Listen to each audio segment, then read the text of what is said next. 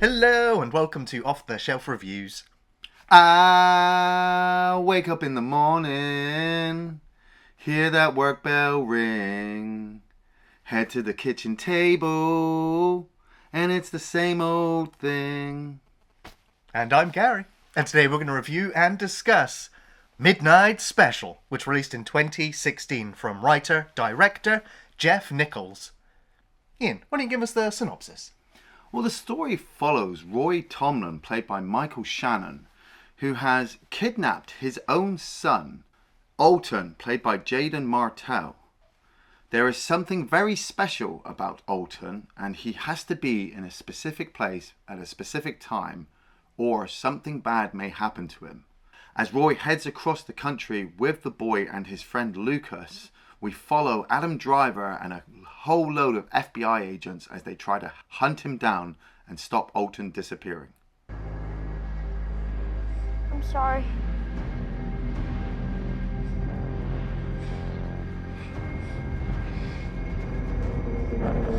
So I've been a bit of a fan of this director for some time now. Yeah. Going all the way back, I think it was 2007 with Shotgun Stories.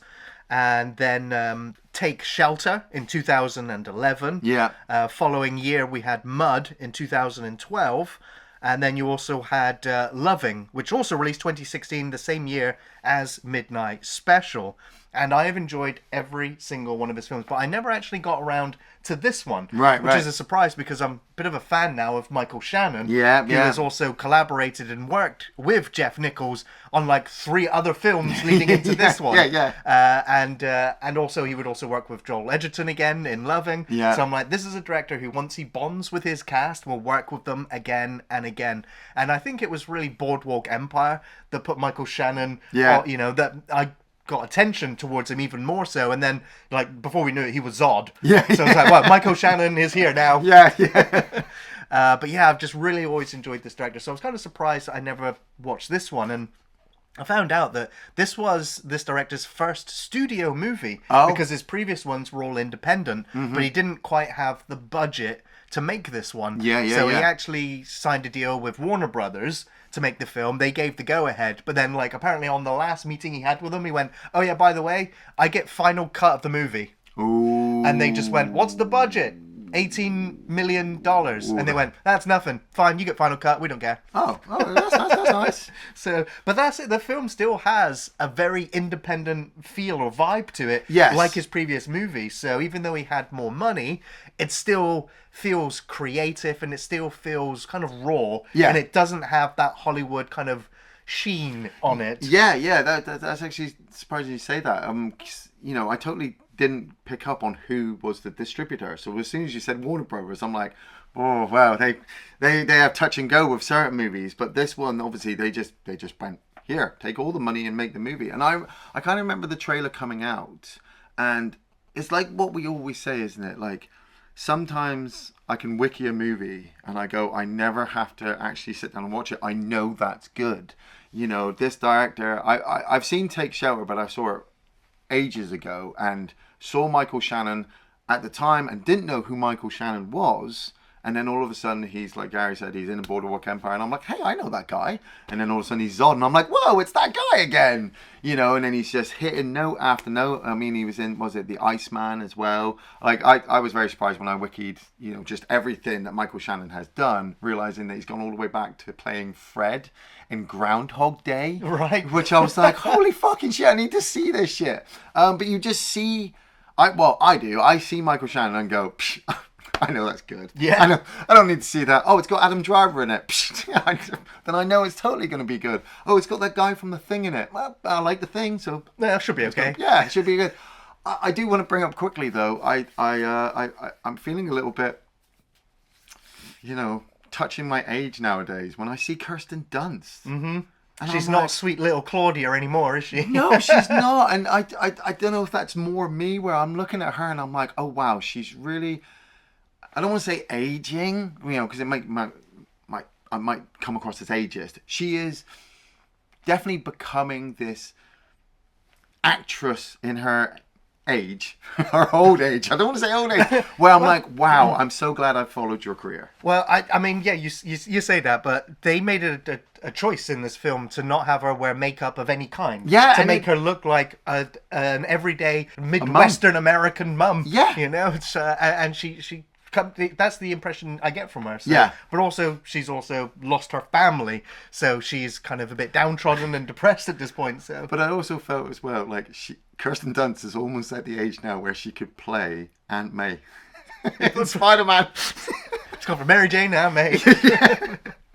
But I also like the way that this film just kind of starts you.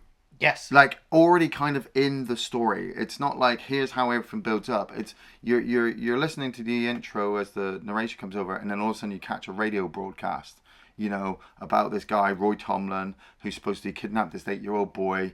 They've got no pictures of the little boy, so they've got no identity. But if you see them in the car, and it's him and Lucas, played by Joel Edgerton, they're in this hotel room. They've cardboarded up all the windows, which was really kind of fucking strange. And they're getting ready to move out. And as they get into their car and they're driving off, that's when the clerk sees them. And they realize, oh shit, you know, we've got to go. So you're already on the road with them. Yeah, exactly. The film just goes at breakneck speed, and it's like, catch up, audience. Like, Yeah, it does. or you might miss something. But yeah, the weirdness is there when Alton reveals that he's under a bedsheet and he's got these goggles and these, you know, his ear protectors on. I'm Yeah. like, is that so that he can't hear what the other two men are up to? Are these two villains? Why have they abducted Yes. or kidnapped this child? Who's the bad guys here? Obviously, we want to get these people caught and this kid rescued. Yeah. And so, yeah, when we see the clerk at the motel sort of seeing them, I was like, wait a minute, why are they leaving? Like, why do they park so far away from where they're staying? Like, why did they also leave now instead of like a couple hours earlier in the pitch black? Like, it's like, okay, like, these guys are clearly not professionals. No. And that really comes across from how they describe their friendship as well. Like, I was really surprised, like, this whole driving section where they're just like, right, we need to get off the highway and we need to get into the back roads, turn off the lights, slap on a pair of night vision goggles, Yeah. and go. So they are professionals. They've done Yeah. But I was saying this to Gary as well before I turned the camera on. What I really loved about this movie was, unlike what I had with Upgrade, I had questions for this movie, but the movie was going, as Gary said, at such a breakneck pace. It was just like, look, if it's not in there, you don't need to know it. You just got to keep on going. And I'm like, okay, I'm trying to keep up. So it was like when the title came up, I was really surprised. It just came up, Midnight Special, on the screen. I'm like, whoa, shit, okay, come on then, movie. We then cut to this kind of, well, is it a cult? Yeah. They call it The Ranch. Yeah, it is pretty much a cult. I guess it was a religious cult. But when he starts reading his sermon, I was like, is he reading off lottery numbers? Yeah. Like, oh no, they're coordinates. Coordinates? Apparently. But I loved Sam Shepard's, kind of setup in this room where he's got his two kind of buddy worker, Christian cult people, cult lieutenants, I don't know how to describe them, like behind him. And he's really surprised that the information about Roy is out. Right. And because they're like, oh, you know, we didn't put that out. And then Roy mentions it later as well, that they think that the ranch put it out. And he's like, I don't think it is. You actually don't ever find out who put the information out. I don't think so, no. No. It's just come and realise that. But part of me is also thinking as well, spoilers, I'm not actually going to go into it now. I'm just thinking all over the place. But Sam Shepard from Black Hawk Down, he's the general. And yeah, like Gary says, he stood in front of this cult and he's reading out coordinate numbers or kind of locations from these sermons. And then the FBI move in and just kind of shut the whole place down. Yeah, they put them all in buses, take them all out to be interrogated and questioned about who this boy was, what this cult is, how do they all, behave. And I'm just like, wow, so... And then you can start to paint in your mind that, okay, so Alton has been liberated from this cult, and that's why they're on the run, because the cult has people hunting these people down, and now we find out that the government has agents out there also trying to hunt and bring Alton into custody for reasons, because we get introduced to Adam Driver, who comes along and says that it's impossible that Alton has been receiving all the things that you have written down, because not even some of the computers we have today can decrypt some of the coding that he would have had to have bypassed to get that information. So they really want to know who Alton is. And we get another sign or clue or hint as to Alton's power when he's in the car And we've been told that sometimes he'll just spout random languages, like from a distant world of some kind. Yeah, And yeah. he starts speaking Spanish out of nowhere. And then they turn the radio on, and they immediately hear this Spanish broadcaster. Yeah. It's just like, wow, so he's like a giant antenna. Yeah. And then when the agents get into the house that he was in before, they see all the Lego men, and they've all got like antennas on their heads, or lights. Yeah. And that's weird as well when you first see his lights start to come out of his eyes. He kind of has this whole kind of Cyclops thing going on. And so you're just like, what the hell's that? And it's not until they meet up with their friend Eldon, who's like an ex-cult member. They don't go into details about what happened to him, but you kind of get the impression that he was exiled out of the cult. And that was the one thing I kept getting from this movie was, like I said, they weren't... I had questions, so many fucking questions. But the movie was just saying, look, make it up yourself. You know, you don't need to know this information because we're just following this story. And it wasn't until like 3/4 of the way through that's what I realized. So when they met Eldon, I really wanted to know who was, how he left, you know, because he's so helpful and he's trying to actually, you know, do a good deed through them and helping Alton. And it's not until the place starts to starts to shake, that they race into the bedroom, and Alton is shining his light eyes into Eldon. And you'd heard something from the FBI or Adam Driver's character talking about communing. We had interviews with some of the cult members that all said that when they got to see his light, it was more of a feeling that everything was okay. They felt like a warm, fuzzy connection that to the greater universe that just made them feel everything was going to be okay, and that's why they want him, because that's like an incredible euphoric feeling. Yeah, so you realise that Eldon intentionally looked at his eyes. Yeah, he wanted to go back to that feeling because he obviously was kicked out for reasons, and but he gets smacked across the back of the head, and I was like, oh my god, they killed him! Yeah! But no, he's alright.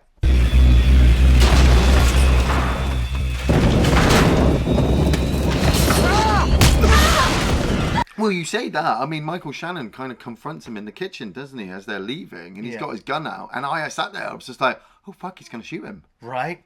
Well, I mean, we don't actually see anybody die, and was it cuts to the aerial shot? I was waiting for the gunshot. Yeah, but there wasn't one. It wasn't one. Now, because we'd already set up Roy as maybe a bit of a gun-toting lunatic near the start when they do get pulled over. When actually there's a collision that they're not responsible for. Yeah. And the ranger comes over and he gets the gun. He realizes who they are. He recognizes the car, and Roy gets out of the car and he's like, "Just shoot him! Just shoot him so we can go!" And he, Lucas doesn't want to shoot.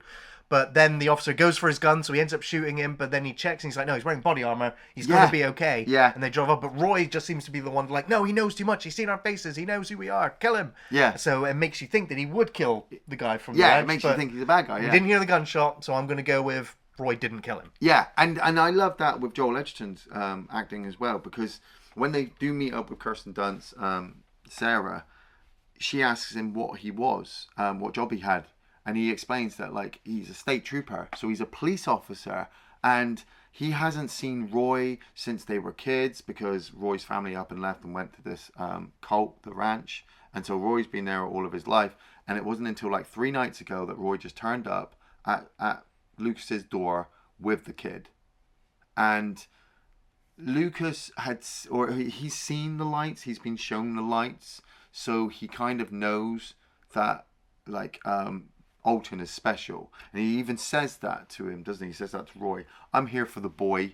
Don't ever question what I do again. And so it's like they've got this really tight friendship, but at the same time it could fracture at any point because they have no idea what the fuck they're doing or what the fuck's going on. You know, they're being chased by the FBI. They just know that Alton says he's got to be at the certain place. They've got to get him there. Yeah. I absolutely loved Bill Camp playing Doak, the one of the cult members, because once Sam Shepard gets interviewed by the FBI, he's gone. He's out of the movie. Yeah. Which was a shame because he's so good as well. He's so good, but I was really surprised. Well, I was just like, well, he's the leader of this thing. What shouldn't we know more? And like I said, questions. I had questions, and the movie's like, no. I'm kind of grateful that the film doesn't go right. We're gonna slow everything down now. Flashback. Yeah. I'm gonna slow everything down now. Flashback. Yeah. To fill everything. It's like you didn't need to. You don't need to. Yeah. I felt like Some of us kind of need it, but at the same time, in the movie kind of world, if the writing and the acting is good enough, you can just go with it. And like I said, this Doak character, and especially him and Levi, he doesn't really say much until they get back to the camp. But the whole time that they're being questioned, they're just waiting. They've been given this mission to go and find Alton. They've got like 4 days to get him back to the camp or to the ranch for reasons. And so once they get back to the ranch, they get their own guns. Because that's the reason why the FBI had arrested them in the first place as well. Is because they've been stockpiling weapons. And so they take all their guns. And Doak sat there in this van with Levi. And he even says, like, what am I doing? I'm a fucking certified electrician in like 3 states. I have no idea what the fuck I'm doing here. And Levi basically says to him, like in a cultish kind of way, he's just like, well, we all have our own hardship missions or whatever. And they get out and they walk over and they knock on this door and they're I assume they're about to kidnap and question Sarah's mum. Yeah. Because it's like the fucking Terminator. They're like, boom, boom, boom. Sarah Tomlin's mother? Yes. Yes? Are you Sarah Tomlin's mother?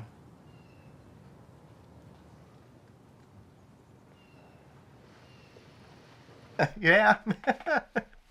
I do want to go back. There was another sequence that I really quite enjoyed as well when obviously they need to stop for gas. They need to stop for food. yes. And he's like, Alton, stay in the car. And off they go to go and get gas and go and get some supplies. And then Alton's like, I'm going to get out of the car now. Yeah. I'm going to go for a walk. Because I can't be trusted. And this lady comes over to him, and then Roy comes running over, and then the boy's just like, they're listening, Dad. They're here. I'm He's sorry. like, where are they? And we see the lights in the sky. I'm like, aliens! Yeah, I was like that. I was like, what the fuck? And then all of a sudden we start seeing meteorites or explosions happening everywhere. I was like, what's happening? Yeah. Well, that's it. They kind of explained that was a satellite. Yeah. Wasn't it? Now, was the satellite crashing or was it targeting the boy? It was a satellite that was used to detect nuclear explosions. Yeah. And so for whatever reason, the satellite maybe have picked up on Alton because of some strange energy readings. I was also trying to figure out as well, or did Alton pull it out of the sky? No, I think Alton just blew it up, or it caused it to malfunction, which then caused it to because she to asked crash. him, "Did you do that?" And he's just like, "Yeah." Yeah, it was listening to me, so Yeah. I had to blow it up, stop it from listening to me. Yeah. So, okay. Yeah. That's some pretty intense powers you've got there. And that's all. I got to give it to Jaden Martell. Obviously, he moved on to It Part 1 and Part 2 after this. But he fucking holds this screen. And I think it's also the director's way of allowing the film's language to come across that whatever Alton is, it's fucking something completely different. It's special. I really got like Starman kind of impressions from this. Yeah, I got that too. And then when there's the lineup of military, when they do eventually capture Alton, there's one of the guards with Carpenter on his chest. I was like, okay, that was great. But yeah, I mean, Alton does eventually get captured as the 2 guys from the cult do eventually catch up to where they are. Yeah. And there's a little bit of a shootout, like Lucas takes 2 to the chest, but he's wearing body armor. The other guy gets shot in the stomach, but he's still got his shotgun and he's still able to blast the door in, get into the back as Roy's tied up outside, gets in there, pulls out Sarah, pulls really out intense. Alton, and gets away. And the rest of them are all tied up. You're like, God damn. Yeah. But yeah, they managed to get the knife, break their bonds, and then there's a bit of a chase down the motorway. But obviously they've managed to get away. They get stopped by a blockade, and so they have to drive slowly down this road. And by the time they get there, we're already seeing all these helicopters taking off. And as they slow down and look, they just see the car that they escaped in is empty and abandoned. Yeah. And the hope and life just drains out of Lucas, out of Roy, out of Sarah. They are defeated. Yeah.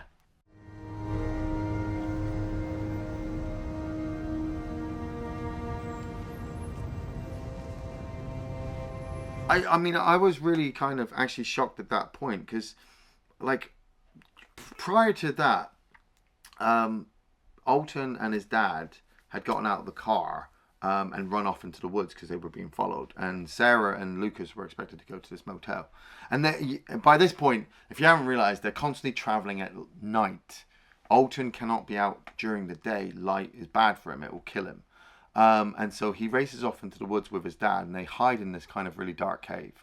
But Alton says to his dad, like, I need to be out in the sun. And he's been looking really weak. Yeah. You know, like the life force has been draining from him. So then when they get out into the sun the next morning, I mean, it was a beautiful fucking... The colorization that the director got with the sunrise was just absolutely amazing, because you're just watching the light become more and more, and just the suspense and kind of the uncomfortability that you're thinking that something bad's going to happen to him while he's holding this boy. And he doesn't want anything to happen, but he also is confident enough that, you know, Alton is telling him I have to be there. And so there's this fucking like Akira-like explosion, right? And it then cuts back to Sarah and Lucas at the hotel. And Lucas is like, look, they're not going to be traveling during the day. We're going to be fine. And there's a knock at the door. He opens the door. It's Alton and Roy. And this is prior to the shootout. And I paused it at this point, thinking to myself, fucking hell, how long is this movie? Because it's really surprising that it's like almost 2 hours long. Yeah, yeah. And so I looked and I'm like, oh man, it's like another 50 minutes left. And my brain actually asked, oh, how's the pacing in this film? So after this moment, it's the fucking shootout. The FBI captures him. There's the whole race towards the end. And I was just so surprised that the director took 51 minutes, condensed it into such a way that by the end of the movie, I was like, oh. Didn't feel like 2 hours, did it? I didn't feel that. I Yeah. did not feel that. So, like I said, when they got into the FBI building, you know, and Alton is kind of sat there in this room, and this fucking child psychologist is talking to him, and Alton's just like ignoring her. He's like, I want to talk to Kylo Ren. yeah. Only Kylo Ren. Only Kylo Ren. That's kind of funny, actually, because Adam Driver, on his first day on set filming Midnight Special, was the very same day he got the call saying, you got the part as Kylo Ren in the new Star Wars. Nice. So he's like, yeah, I'm going to be in Star Wars. And, oh shit, no, I'm in Midnight Special right now. Yeah. So I can just imagine that. But And then, of course, at one point, he sat across from Uncle Owen. Yeah. It's like, oh, God. Kylo Ren, Uncle Owen, General Zod, Mary Jane, and the boy from It all sat around having lunch. It's a great cast.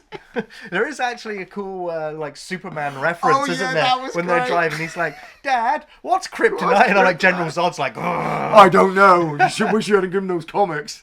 yeah. But then, of course, we find out like Alton was supercharged by sunlight, like Yes. Superman. Yes. So, oh, okay, so he's Yes. maybe an alien. We Yes. still don't know yet. I mean, well, we does it. We kind of see the glowy hand, you know, and we know about the glowy eye situation. And so, like I said, the whole Starman approach for me is that he's got to get to this location, these coordinates. So we can go back to his people. So he got to go back to his people, be picked up by his ship or whatever. But he already knows as well. He knows that the army... Well, Adam Driver actually gives him the information, doesn't he, when he picks him up. That, you know, it was fucking amazing that Michael Shannon's character... Roy at this point was ready to fucking kill himself. Yeah. You know, he'd given up. Like there was that brilliant bit with Kirsten Dunst where she was saying to him, like, tomorrow you got to be prepared that Alton's going to be gone. And so in a way that was his way of giving up because Alton's now gone. But then all those phones ring and Adam Driver's on the other side and he's like, look, meet us at these coordinates. I will give you your son back. And then when they meet up, Adam Driver's just like, look, the location you want to go 5 miles in every direction, the army is there. They've cut you off. Can I come with you? Michael Shannon's like, no. Can I come with you? No. But they decide to drive off, and then when they're heading to the blockade, you know, they've got body armor on Alton, they've got body armor on Kirsten Dunst's character. You know, they're hoping to drive through the barricade, and they're about to shoot, aren't they? And Michael Shannon's like loading his gun, and Yeah. he's just like, no, don't shoot because they're ordered to only return fire. Yeah. I was like, oh, that's cool. Yeah, so they utilized that, and I was really surprised because they hit the barricade and they fucks the car up. Yeah. And I'm just like, oh shit, what are they gonna do? And so Alton and Sarah get out of the car. And there's just this moment between Alton and Roy where you kind of know they're saying I love you to each other, but they just don't say anything. It's so well done. Like, Yeah. don't need to say anything. I mean, he calls him back. He's like, Alton. And then the camera just lingers one shot. Yeah, it's one heartbreaking. shot. They both have a look. The actors sell everything without a word being said. And then they're gone. They're gone. And it's a little beautiful moment, and then it's over, and then they're back on the road and they're running through the woods to get to this destination. We still don't know why. We still don't know why it needs to be at this point in time at this exact location. The Yeah. film never actually tells us. Well, I kind of got the impression because, like, when he'd done his little Akira moment, he'd said that he'd shown Roy this other location. So now Roy, even though he believed before, he totally believes now. And he totally believes that his son needs to be at this location. I'm assuming because when he does these explosions, it joins the worlds. Cause that's Or it breaks down the veil. Breaks down the Yeah. veil just enough so that now Alton can actually go into the next world. Because him and Kirsten Dunst run through the woods. Fucking Roy and Lucas carry on driving down the road being chased by the police. I mean, it's great fucking back and forth, isn't it? Well, once the driving's fucking iffy, well, once those tires go, we won't have to worry. I'm like, Yeah. oh, fuck yeah. There is a point actually. I mean, a lot of people have said when they've watched this film, it reminded them of Close Encounters of the Third Kind. Totally, yeah. And And E.T., yeah. And E.T., yeah. Now there is there's a significant moment in Close Encounters when the aliens fly past, and there's a road sign with an arrow that's pointing to the left. Yeah. But when it gets knocked, it kind of is like pointing to the sky. Yeah. In this film as well, when the car eventually crashes, it crashes into that exact same yellow road sign that's pointing to the left, and when they hit it, it's kind of pointing up, and it's like wow. it's aliens. It's It's going to be aliens, or It's they're. aliens. Yeah. Yeah. But we find out that no, well, they're not aliens. Well, they must be in comparison to humans, mate. Well, I mean, they're different to us. they're different species. This made me really like watching Kirsten Dunst run up with Jaden Martell and Jaden Martell do his big, like I said, big psychic Akira Much bigger dome this time. thing, much bigger because it covers up this area. So many more people are able to see these weird alien-like Architectural majestic buildings, yeah. You know, because the way Owen has explained it to us is that there are multiple universes on top of each other. We just don't see them because they're operating at a different frequency or level or science, whatever that is. And so when he does that, it joins them together. And so he knows what he is. He knows he has to go there. He can't stay here. I suppose the cult believed that he was an angel and he would take them back to heaven and stuff like that. But this made me really want to watch fucking, is it, it's not Magnolia, is it, with Kirsten Dunst, where it's the world ends? Oh, Melancholia. Melancholia. Yeah, like, yeah. I kind of really wanted to go back and revisit that movie with this one because I'm like, wow, Kirsten Dunst is doing really good with kind of sci-fi kind of movies. Yeah. She makes me fully believe, like, emotionally that she, like, her little breakdown at the end was just enough. Yeah, again, You know? silently done. Just actors acting here. She didn't have to go over the top, screaming, crying that she'd lost her son. She'd already kind of explained to me through the film language that she had given up her son and she hated herself for doing that, Yeah. but she had to do that because she couldn't handle it. And so now she's having this final relationship where she gets to finally say goodbye to her son. She sees him go off into this other world. She's sad, but she's also very happy, especially when we see her in the bathroom and she's cutting her hair. Like, Yeah. she's finally free. She's yeah, it's great. Yeah, it's Yeah. really great.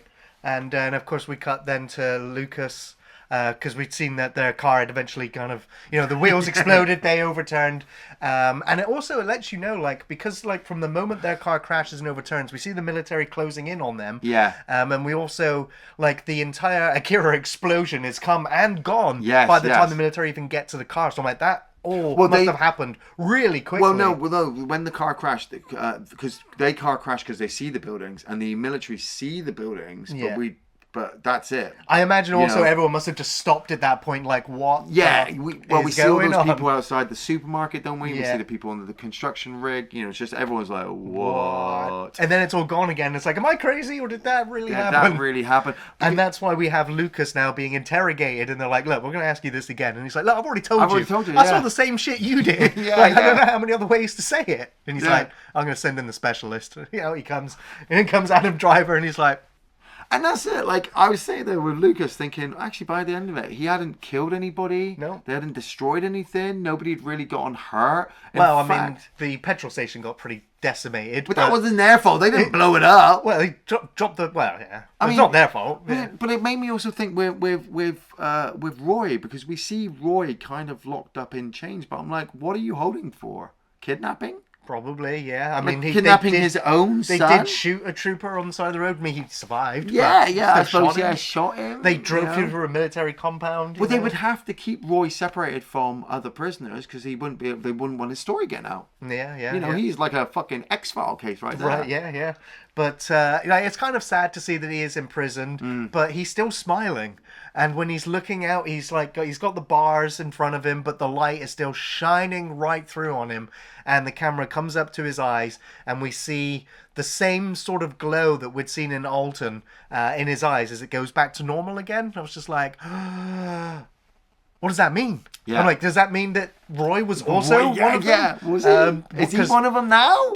But no, my final interpretation is that Alton is kind of right there, just kind of like a part of that world that we cannot see, shining a light on his dad because he knew his dad would still be worrying about him because he has done the entire movie. He said it in his own words, and so he's just shining light, and that's why Roy is just still smiling. He's like, he feel the love of his son still, so he knows he's done his job as a dad and got him where he needed to go. See, I like that theory as well, but I also like my theory where like I feel like he might have gotten a little bit of the power, so maybe a little bit later on he might actually go to this other world and join his son on this other world as well. It's just yeah.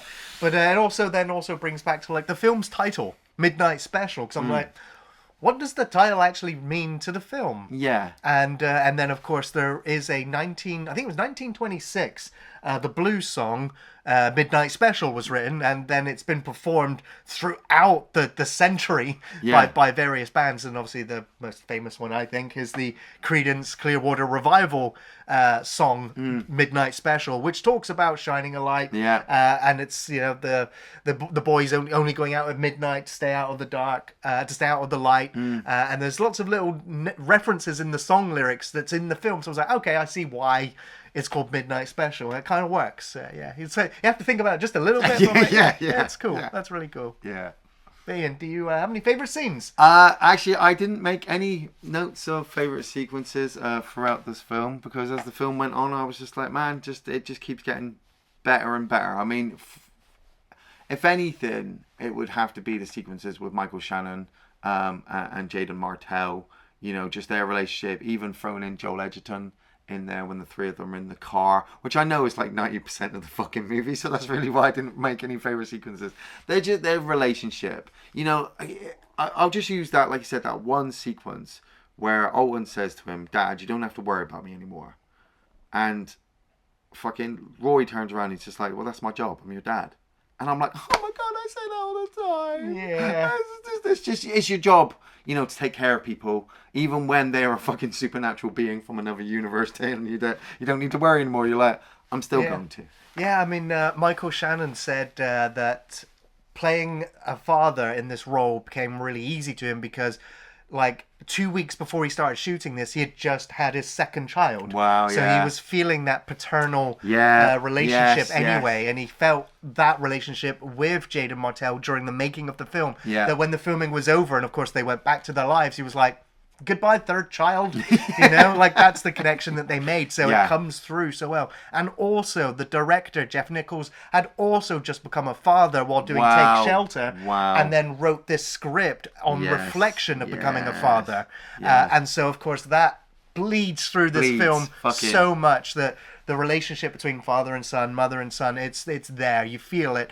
And that emphasis on the family unit throughout the film is really strong. And because of that, you stay invested in all those scenes, which is why I can see that they are all very good. And that's why when I have my questions, I'm like, don't worry about it because I'm just so invested in the characters, in the movie, in the way it's going across that I'm just like, I don't need to worry myself about information the movie's not giving me. Yeah. I know that comes across hypocritical, but I guess I quite like the Adam Driver scenes. The scene where he's great. I love Adam Driver. Where he's talking to Lucas and he's just like, "Would it be too much trouble to ask you to punch me in the face?"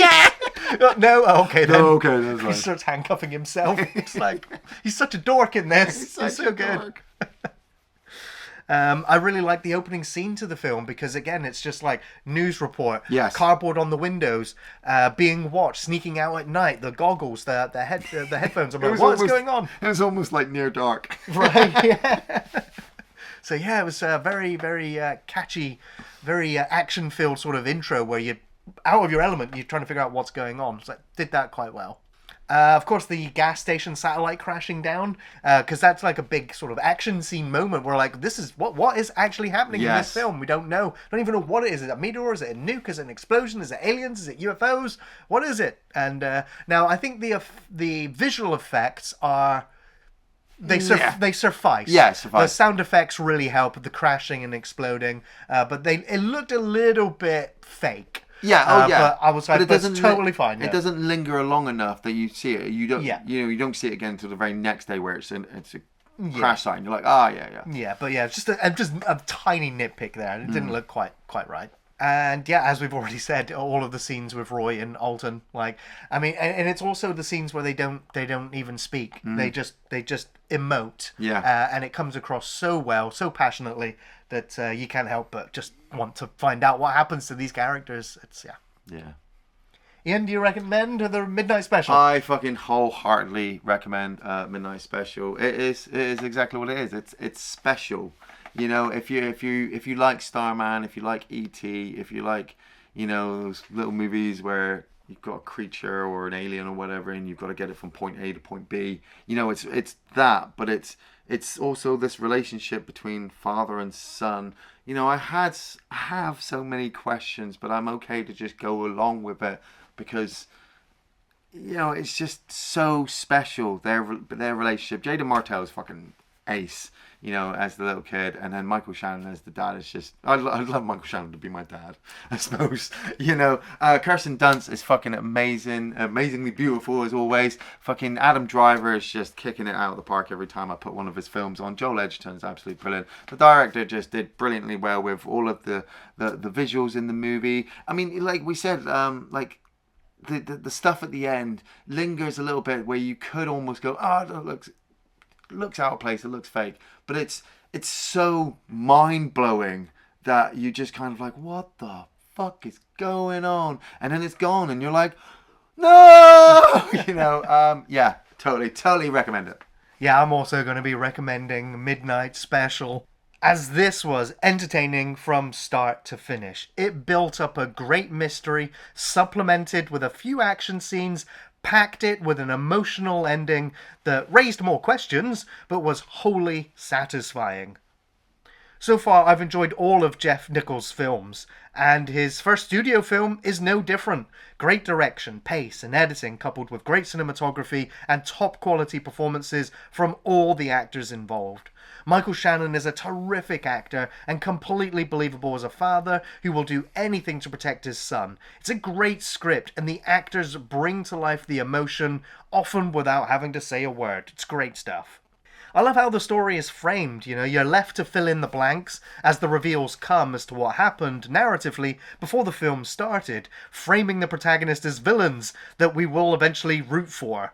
There's a strong bond between the characters with emphasis on parental themes that shines, keeping you invested until the divisive conclusion. One of those films where the ending might ruin the film for you. It just might seem a bit too silly or far-reaching. But I loved the reveal, and it was the connection to the characters and that emotional send-off that I think made it work.